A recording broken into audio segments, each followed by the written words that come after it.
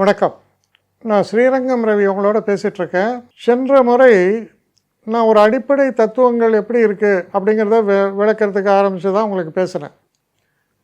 நிச்சயமாக நிறைய டாபிக்ஸில் கவர் பண்ணுறேன் ஜோசியத்தில். ஒரு சின்ன எக்ஸாம்பிள் சொல்கிறேன். இப்போது நம்ம கையில் ஒரு செல்ஃபோன் இருக்குது. குழந்தைங்க கூட செல்ஃபோனை ஆப்ரேட் பண்ணுதுங்க. அது என்ன வேணுமோ அதை பார்க்குது. இப்போது இமேஜின் இதோடைய அடிப்படை தன்மை, அதாவது இது எப்படி வருது, எப்படி ஃபங்க்ஷன் ஆகுது அப்படின்ற இந்த ஃபண்டமெண்டல்ஸ் எல்லாமே தெரியாமல் வெறும் இதை மட்டும் வச்சுட்டே நம்ம ஆப்ரேட் பண்ணினே ஒரு 50 வருஷம் அது எப்படி இந்த ஃபண்டமெண்டல் நாலேஜே இல்லைன்னு ஒரு இமேஜின் பண்ணுங்கள். அப்போ இந்த ஒரு கருவியை வச்சுட்டு தான் நீங்கள் ஆப்ரேட் பண்ணுறீங்க. இது உங்களுக்கு ரிசல்ட்டை கொடுக்குற கருவி. இது டெக்னாலஜி இல்லை. கிட்டத்தட்ட ஜோதிடம் அப்படி தான் ஆயிடுது. அதோடைய ஃபண்டமெண்டல்ஸ் ரொம்ப ஸ்ட்ராங்காக இருக்குது. ஆனால் அது என்னன்னே தெரியாது over a period of time. அப்போ என்ன செய்ய ஆரம்பித்தாங்க, பெரியவங்க சொல்கிறாங்க அதை ஃபாலோ பண்ணுறோம். குருன்னா அவர் இப்படி செய்வார், சூரியன்னா அவர் அப்படி செய்வார் அப்படின்னு அது ஏன் செய்வார், எதனால் அப்படின்ற ஃபண்டமெண்டல்ஸ் தெரிஞ்சால் இது ஒரு உருப்படியான ஒரு விஷயம்னு நமக்கு புரியும். ஆனால் இதெல்லாம் நம்ம யாரும் எடுக்கலை. இதில் நம்ம ப்ராடக்ட் ஆஃப் எ ஸ்டார், அதாவது சொன்னால் we are star dust, nothing but star dust. ஒரு பிக் பேங்கு இதெல்லாம் வருது. ஸோ அதுலேருந்து உருவான விஷயங்கள் தான் ஒரு சின்ன அணுவில் ஆரம்பித்து பெரிய உலகமாக இன்று நிற்கிறது. அதுக்கு பல கோடி ஆண்டுகள் ஆயிருக்கு, இல்லைன்னு சொல்ல. ஆனால் தாக்கம் எங்கேருந்து வந்தது? ஸ்டார்ஸ்லேருந்து தான் வந்தது அந்த தாக்கமே. இது ஃபண்டமெண்டல். இது பெரிய சப்ஜெக்டு. அதெல்லாம் நான் போகலை, எனக்கு அந்தளவு நாலேஜும் கிடையாது. ஆனால் இது தாக்கம் இப்படி தான் ஏற்பட்டதுங்கிறது உங்களுக்கும் தெரியும், எனக்கும் தெரியும், ஒத்துப்பீங்க. அப்போது இந்த உலகம் உருவான போது பஞ்சபூதங்கள் அதுதான் ரொம்ப ரொம்ப இம்பார்ட்டன்ட். நீர், நிலம், ஆகாயம், காற்று இதெல்லாம் சொல்கிறோம் இல்லையா, பஞ்சபூதங்கள். இது ரொம்ப ரொம்ப முக்கியம். இந்த பஞ்சபூதங்கள் அப்படிங்கிறது உருவாகிறது. அதில் குறிப்பாக சொல்லப்போனால் காற்று, நிலம், நீர் இது ரொம்ப அத்தியாவசியமான விஷயங்கள். இதெல்லாம் இருக்குது. அதுக்கப்புறம் வெட்ட வெளி, அதான் ஸ்கைன்னு சொல்கிறோம், ஆகாயம். இப்போது இந்த ஒரு கலவை தான் நம்ம வாழ்ந்துட்டுருக்குறோம். நம்ம உடம்புலேருந்து எல்லாத்துலேயும் இதான் இருக்குது. இன்னும் ஒரு படி மேலே சொன்னால் என்ன சொல்கிறோம், நம்ம உடம்புல அயன் இருக்குது, மெக்னீஷியம் இருக்குது, ஜிங்க் இருக்குது, இது மாதிரி பல மெட்டல்ஸ் இருக்குது, பல விஷயங்கள்லாம் இருக்குது. இது சயின்ஸ் சொல்கிறக்கூடிய ஒரு விஷயம். இப்போ முதல்ல நம்ம கூற்றுக்கு வருவோம். இந்த பூமி வேகமாக சுழலுது. ஆனால் அதோடைய ஸ்பீடு நம்ம ரியலைஸ் பண்ண மாட்டோம். நம்ம ஸ்டேபிளாக இருக்கும். ஏன்னா இது மிதந்து கொண்டே செல்கிறது, ஹையஸ்ட் ஸ்பீடில் போகிறது. அப்போ அந்த நேரம் அப்படிங்கிற ஒரு கணிப்பு நமக்கு ஏற்படும். அதுதான் நேரத்தோடைய பேஸே. நமக்கு ஏன் 24 ஹவர்ஸ்ன்றோம்? கிட்டத்தட்ட 24 மணி நேரத்தில் பூமி தானே ஒரு முறை சுற்றுகிறது. ஸோ அந்த ஒரு பீரியடை நம்ம கணக்கு பண்ணுறோம். அப்போ ஒரு தானே ஒரு முறை சுற்றுறதுனா என்ன, 360 டிகிரி ஒரு சர்க்கிள். அந்த 360 டிகிரியில் தான் நம்ம கொண்டு வரோம் நேரம்னு. 24 மணி நேரமாக அதை பிரித்து, அப்போது எப்படி நேரம் உருவாச்சுன்னா, நேரம் இப்படி தான் உருவாருது. அது 360 டிகிரி சுற்றுறதுக்கும் 24 மணி நேரத்துக்கு ஈக்குவேட் ஆகுது. அப்போ ஒரு மணிக்கு கிட்டத்தட்ட 60 நிமிஷம் அப்படின்னு நிமிஷ கணக்கு போகிறோம். அந்த 60 நிமிஷத்தை 60 நொடிகளாக மாற்றுகிறோம். அந்த காலத்தில் வேறு மாதிரி இருந்தது. அதாவது 24 நிமிஷம்னு சொல்கிறது ஒரு நாழிகை. 60 நாழிகை கொண்டது ஒரு நாள், 24 ஹவர்ஸ். அதான் உல்ட்டா. இமேஜின் எவ்வளவு ஒரு அக்யூரேட்டாக அவங்க கால்குலேட்லாம் பண்ணியிருக்காங்க. அப்போ அவங்களாம் மூடர்களா, மூட நம்பிக்கையில் வாழ்ந்தவங்களா? சயின்டிஸ்ட், அன்றைக்கி இருக்கிற சயின்டிஸ்ட்டும் தாடி வச்சுருந்தான் இருந்தால், இன்றைக்கி இருக்கிற சயின்டிஸ்ட்டும் தாடி வச்சுருந்தான் இருக்கான். என்ன இந்த சயின்டிஸ்ட் கோட் சூட் போட்டுட்ருப்பான், அந்த சயின்டிஸ்ட் ஒரு சாதாரண வேஷ்டி கட்டிட்டு, அழுக்கு வேட்டி கட்டிட்டு போயிட்டுருப்பான். இவ்வளோதான் வித்தியாசம். ஆனால் அவர்களுடைய எண்ண ஓட்டத்தையும் அந்த சிந்தனை, பாரிய பெட்டர், இந்த மாதிரிலாம் வரிசையாக வருது. அவங்களுடைய எண்ண ஓட்டங்களையும் சிந்தனைகளையும் சாதாரணமாக நிறைய பேரால் புரிஞ்சிக்க முடியல. அதற்கான அவ்வளோ பள்ளிகள், அவ்வளவு கல்லூரிகள், வசதிகள் இல்லை. அதனால் அவங்கள மூட நம்பிக்கையாளர்கள் என்று நம்ம ஒதுக்கிட முடியாது. ஆனால் அவங்க கண்டுபிடிப்புகளை என்ன பண்ணாங்க, ஃபாலோ பண்ணுங்கடா போகிறோம் அப்படின்னாங்க. அப்போ தெய்வம் இருக்கா இல்லையாங்கிறதுலாம் பெரிய டிபேட்டு, அது ஒரு பக்கம் இருக்கட்டும். இப்போ நான் எதுக்கு முதல்ல வரேன்னா, முதல்ல என்ன பண்ணாங்க, கோவில் கட்டினாங்க. கோவில் கட்டுவதற்கு சில வரமுறைகள் இருந்தன. இப்போ நம்ம சொல்கிறோமே வாஸ்து சாஸ்திரம்னு, அந்த வாஸ்து சாஸ்திரத்தின் அடிப்படை தான் இந்த கோவில். கோவிலில் என்ன சொல்லுவான், தீர்த்தம் இருக்கணும்மா, குளம் இருக்கணும் கோவிலுக்கு. அதுக்கப்புறம் இந்த சான்ஸ்கிரிட்டில் துவஜஸ்தம்பம் அப்படிம்பாங்க, கொடிமரம்னு தமிழில் சொல்லுவோம், அது இருக்கணும். அதுக்கப்புறம் கோபுரம், கோபுர கலசம் அதன் மேல், இதெல்லாம் இருக்குது. இதில் என்ன ஒரு சயின்ஸ் வருதுன்னா, they know the cosmic energy. இந்த காஸ்மிக் எனர்ஜி பற்றி சொல்கிறதுனால தான் அவங்க என்ன செய்கிறாங்க, அந்த கொடிக்கம்பம், அந்த கொடிக்கம்பம்ன்றது என்னென்னா ஒரு ரிசீவர் மாதிரி. அந்த கொடிக்கம்பத்திற்கு கீழே ஒரு சின்ன தகடு, வெள்ளிலையும் தங்கத்திலையும் உள்ள 2 தகடுகள் மூலஸ்தானம் வரை அடியில் செல்லும். இதெல்லாம் அந்த கோயிலில் அவங்க பின்பற்றின முறைகள். அதே போல் ஒரு டைமென்ஷன்ஸ் ஆஃப் த சாங்டம், அந்த அந்த கர்ப்பகிரகம்ன்றது என்ன டைமென்ஷனில் இருக்கணும், அதை சுற்றி அந்த பிரகாரம் என்பது என்ன டைமென்ஷன்ஸில் இருக்கணும், இதுக்கெல்லாம் துல்லியமான கணக்குகள் உண்டு. ஒரு சின்ன ஒரு இதை நான் உங்களுக்கு எக்ஸ்பிளைன் பண்ணால் நீங்கள் ரொம்ப அழகாக புரிஞ்சுப்பீங்க.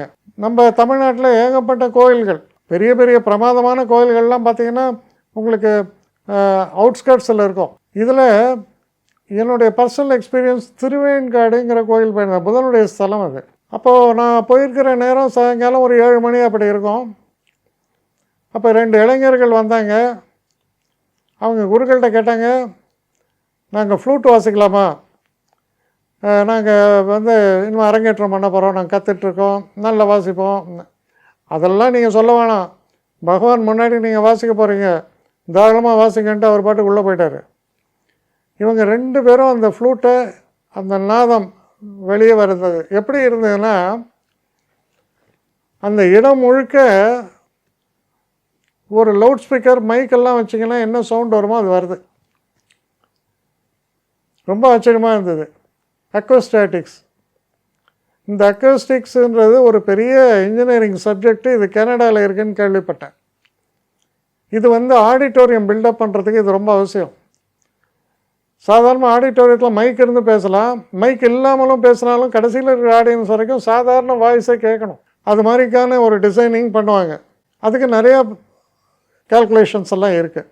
ஆனால் இவங்க எப்படி பண்ணாங்க, அந்த மேல் கூரை பார்த்திங்கன்னா ஒரு கர்வேச்சராக இருக்கும் மேலே கூரை.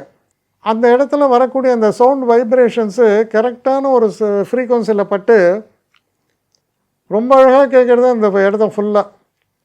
அதாவது ஆம்ப்ளிஃபை பண்ணி வருதுன்னு சொல்கிறேன், அவ்வளோ அழகாக இருக்குது. ஸோ இதுதான் வாஸ்து. வாஸ்து என்பது நாம் வசிக்கும் இடம், அதை நம்ம என்ன அழகாக டிசைன் பண்ணுறோம் அப்படிங்கிறது தான் அதனுடைய முக்கியத்துவமே. 2வது விஷயம், இந்த கர்ப்ப கிரகம் அப்படிங்கிறது அதிமுக்கியத்துவம் வாய்ந்தது.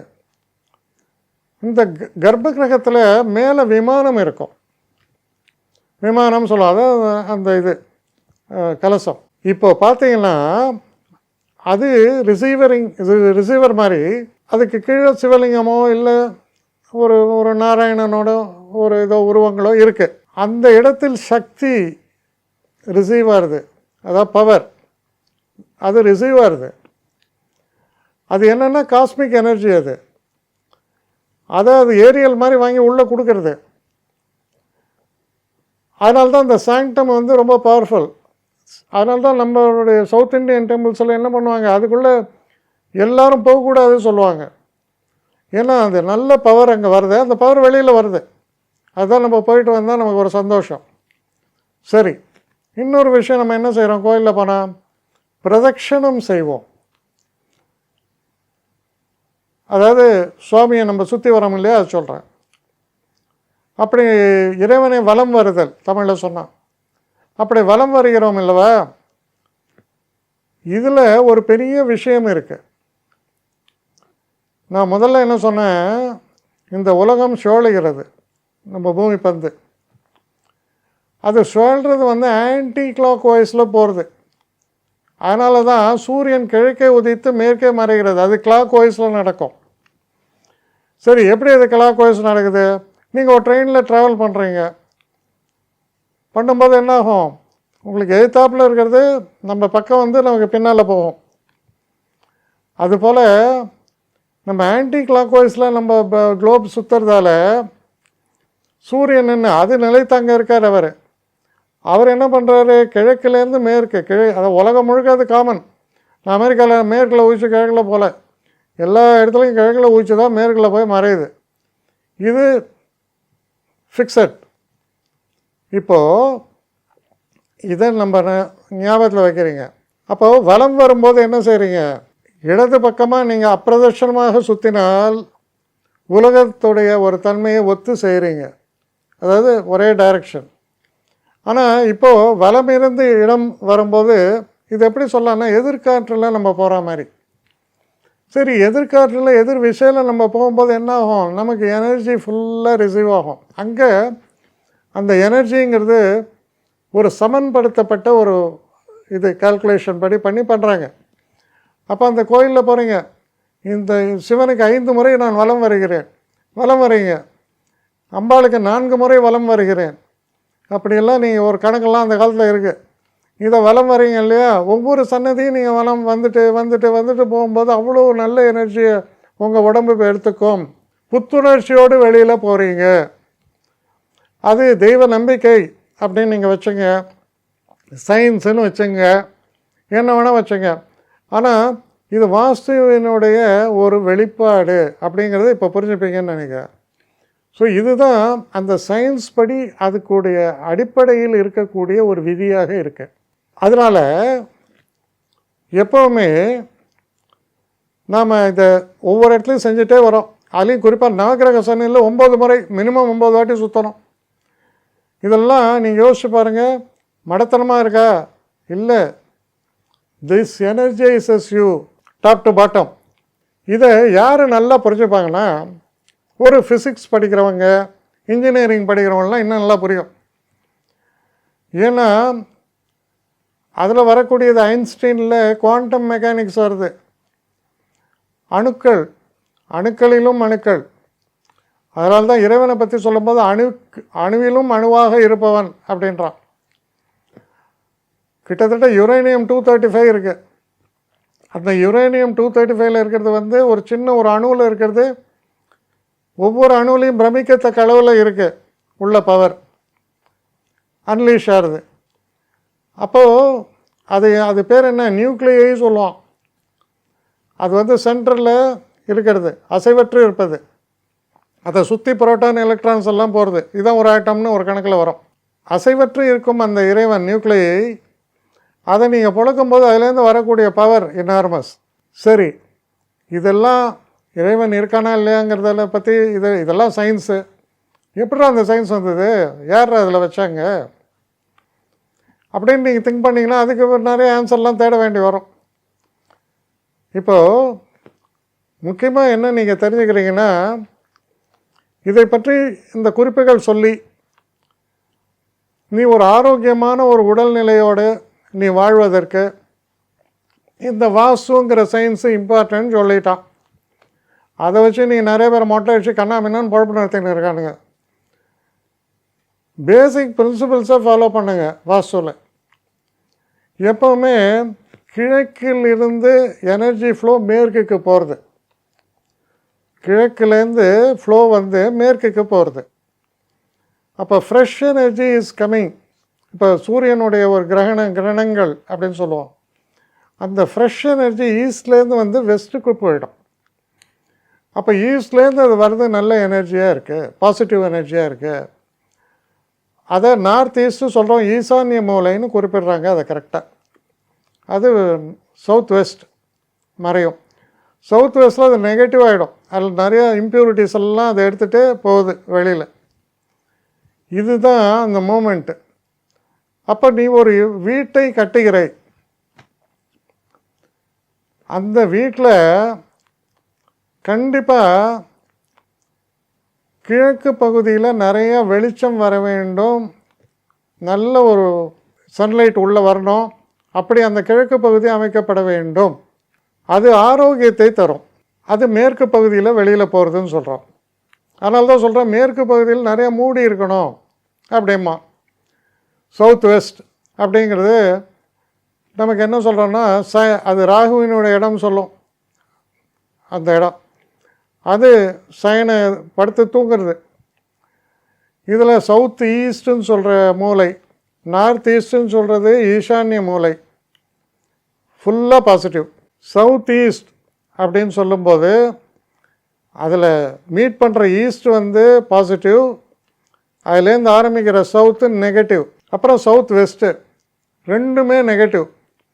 நார்த் ஈஸ்டில் ரெண்டும் பாசிட்டிவ், சவுத் வெஸ்ட்டில் ரெண்டுமே நெகட்டிவ். அதுக்கப்புறம் நார்த் வெஸ்ட்டு, அதோட இன்னொரு கார்னர் வந்தீங்கன்னா நார்த் வெஸ்ட்டு. இந்த நார்த் வெஸ்ட்டில் இருக்கக்கூடிய இதில் நார்த்து பாசிட்டிவ், வெஸ்ட்டு வந்து நெகட்டிவ். அது ரெண்டும் மீட் ஆகிற பாயிண்ட்டாக பாசிட்டிவும் இருக்குது, நெகட்டிவும் இருக்குது. அப்புறம் அதுலேருந்து வந்தீங்கன்னா நார்த் ஈஸ்ட்டு.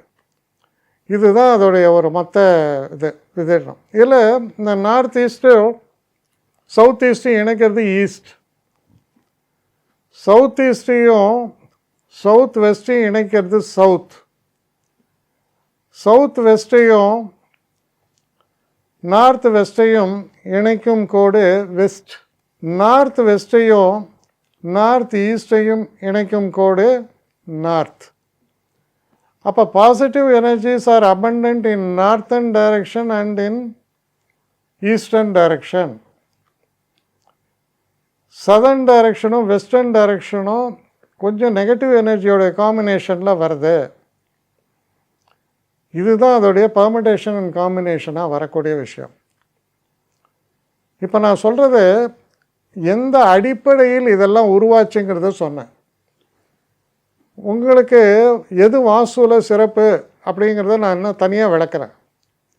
இப்போ என் வீட்டில் எனக்கு பெட்ரூம் எப்படி இருக்கணும், அது எப்படி இருக்கணும், இது எப்படி இருக்கணும், நான் ஃப்ளாட்டுக்கு போகிறேன், இது ஒரு தனி சப்ஜெக்ட். அது ஃபுல்லாக உங்களுக்கு எலாபரேட்டாக சொல்ல முடியாட்டால் கூட ஓரளவுக்கு ஃபண்டமெண்டல் நாலேஜ் உங்களுக்கு தர அளவுக்கு அதை நாம் தொடர்ந்து பார்க்கலாம். ஆனால் ஒரு விஷயத்தை நீங்கள் நல்லா புரிஞ்சுங்க, இதெல்லாம் அப்சல்யூட் சயின்ஸ். இதில் ஒரு மூட நம்பிக்கை இதுக்கெல்லாம் வழியே இல்லை. காலப்போக்கில் கமர்ஷியல் ஆக்டிவிட்டீஸ்க்காக கண்டதெல்லாம் அதில் உள்ள பூத்தி என்னெல்லாமோ சொல்லப்பட்டிருக்கு. அதனால தான் சொன்னேன் அடிப்படையை புரிந்து கொள்ளுங்கள்னு. ஆரியபட்டா அதை பற்றி சொல்கிறார், ட்ரிக்னாமெண்ட்ரியோட கிங் அவர் அப்படின்னு. ஆரியபட்டாவை ட்ரிக்னாமெண்ட்ரி தான் இன்றைக்கி பல விஷயங்களுக்கு பேஸே. இன்றைக்கி வர கால்குலஸு, இன்டகிரேஷன் எல்லாமா சொல்கிறேன் இல்லை, அதோடைய ஃபண்டமெண்டல்ஸ் என்ன, ட்ரிக்னாமெண்ட்ரி தானே. அதனால் ஒரு விஷயத்தை நல்லா புரிஞ்சுங்க, நம்முடைய முன்னோர்கள் பெரிய சயின்டிஸ்ட். அவங்கள நீங்கள் சித்தர்கள்னு சொல்லுங்கள், என்ன வேணால் சொல்லுங்கள். ஆனால் அடிப்படை உண்மை என்னமோ இதான். இந்த சப்ஜெக்டை நம்ம இன்னும் தொடர்ந்து பார்க்கலாம். என்னை காண்டாக்ட் பண்ணணுன்னு நினைக்கிறவங்க srirangam.ravi1@gmail.com ஒரு முகவரிக்கு உங்களுடைய இதை அனுப்புங்க. கட்டணம் உண்டு, அதோடைய விவரங்களை நான் உங்களுக்கு அனுப்புகிறேன். ஆனால் நான் இன்றைக்கி மேல் அம்சம் இன்னும் பதில் வரலையே அப்படின்னு வருத்தப்படாதீங்க. ஏன்னா எனக்கு கொஞ்சம் பெண்டிங்கில் இருக்குது. ஒரு நாளைக்கு எவ்வளோ பேரை நான் பார்க்க முடியும், 3 பேர் 4 பேர் மேலே என்னாலையும் பார்க்க முடியாது. ஆனால் நிறைய பேர் ஆசைப்பட்றாங்க. ஆனால் கண்டிப்பாக நான் எல்லாருக்கும் ரிப்ளை பண்ணுவேன். சில நேரங்களில் 3 to 4 வீக்ஸ் ஆகும் என்னுடைய ரிப்ளை வரத்துக்கு. ஆனால் வரும். ஏன்னா நான் எல்லோரும் ஒரே நேரத்தில் ஒரு நாளைக்கு 10 பேர் பார்க்கணுன்னா முடியாது. ஸோ அதை கன்சிடர் பண்ணுங்கள். நான் நிச்சயமாக ரெஸ்பாண்ட் பண்ணுவேன். இதில் இந்த கல்யாண பொருத்தங்கள் போன்ற விஷயங்களை ஓரளவுக்கு அவசரமாக பார்க்கணுன்னு நினச்சா அதுக்கு ஓரளவுக்கு ப்ரையாரிட்டியும் தரேன். அதனால் கொஞ்சம் பொறுமை காக்க வேண்டும். கொஞ்சம் டிலே ஆகிறதுக்காக என்னை மன்னிக்கணும். ஆனால் ஐ மீன் ஹெல்ப்லெஸ் சுச்சுவேஷன். அதனால தான் நிச்சயமாக ஐ வில் ரிப்ளை யூ.